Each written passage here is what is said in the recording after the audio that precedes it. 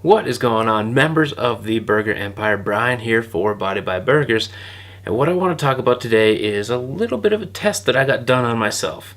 I posted this on Instagram probably about 3 weeks ago, somewhere around there, that I was getting blood work done, and what that blood work was actually for a food sensitivity test.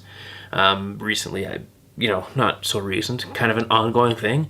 I've kind of felt, I guess, not as good as I could have been, right? I would wake up in the morning, have a good sleep, ready to go, face the day, eat breakfast by noon, done, crashed. Life over, energy over, can't do anything because I just have no life or energy. And because of that, I was gaining weight because, one, I didn't have the energy to work out, but two, I guess things just weren't right. They weren't normal. So I decided the easiest thing for me to do is to go get this food sensitivity test done. And most people can go and say, look, there's a lot of negative connotations around this, because you could just do an elimination diet that's free and figure out how you feel better. And these things have a cost to them, and why would you have a cost to them? Well, I came into extra money through tax season, so I decided I've always wanted to get this done. So let's do it. It takes the guesswork out of an elimination diet, and it saves you time. And I'm a guy that likes to save time. And to kind of run you through my typical day, every morning I wake up. In the morning, 4 to 5 eggs, depending how I feel, turkey bacon, put some cheese in the eggs, oats, a little bit of peanut butter. Lunch rolls around, I have a stir fry, a little bit of rice, beef chunks with some ground beef, bell peppers, so red, yellow, orange. I stay away from green just for personal taste reasons. Some onions, some mushrooms, a little bit of sauce. Away we roll. And then supper, I would have chicken, broccoli, shrimp, no rice. So I'm fairly low carb-ish. And my calories are low. They're like right around that 2100, 2200 mark, including snacks and things like that, which I tried to keep as protein-based as possible. But something just wasn't adding up. Super low energy. I'm still getting vegetables in.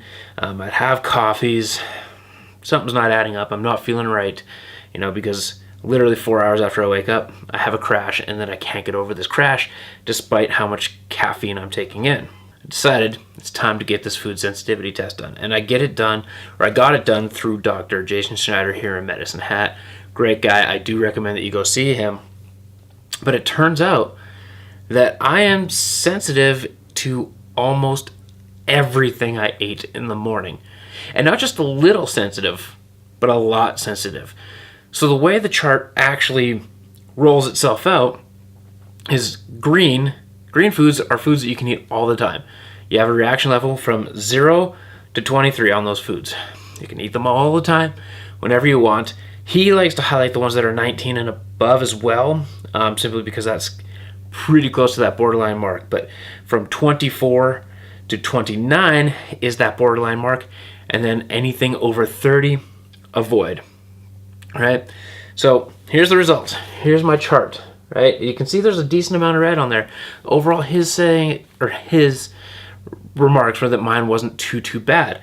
But on the very top, right here, is dairy-related products.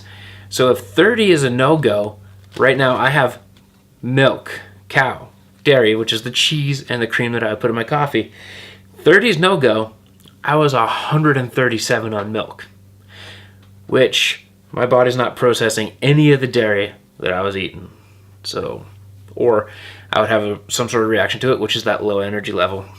Coming by noon, casein proteins, 103 out of 30, so not good. And then egg whites as well, 103.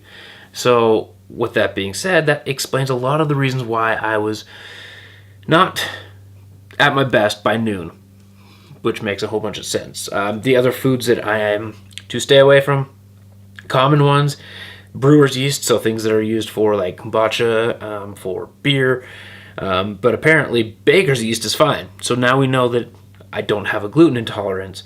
Red kidney beans, those are no-go.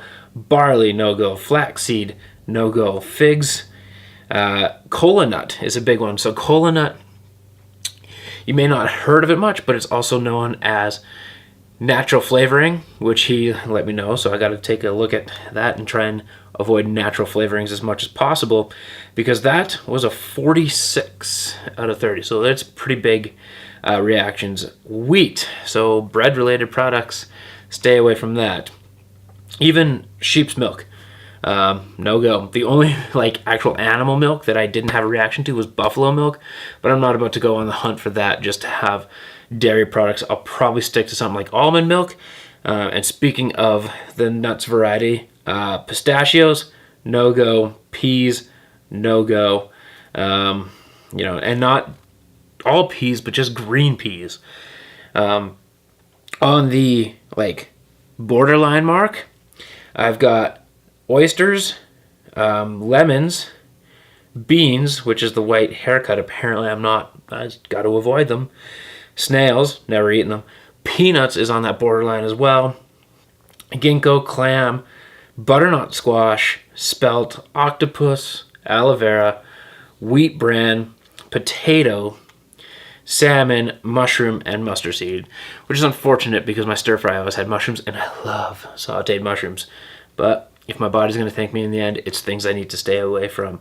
And a quick note on potato, only white potato, because on the list of foods that I can eat on the back, which as you can see is a lot, I got tested for 230 different foods. Sweet potato's on there, so I'm good to go on sweet potato and yams and things like that. Unfortunately, things like celery, well, they're still on there. But other than that, I am pretty much good to go. It was just really, for me, the purchase of this test to find out that eggs, dairy, and wheat is what's messing me up the most, and those are one of the most common things that I would eat.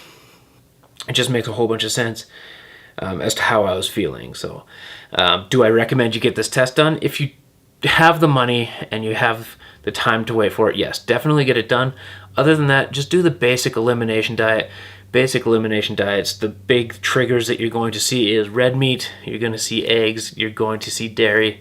You can separate the eggs just by egg whites and egg yolks, and you'll figure out which is affecting you more. But that is the video today, guys. Lots of things I kind of learned about myself, and to me, learning about yourself is always money well invested. So thank you for watching the video today, guys. Like the video if you liked the video. Comment in the comment section below if you've had one of these food sensitivity tests done yourself.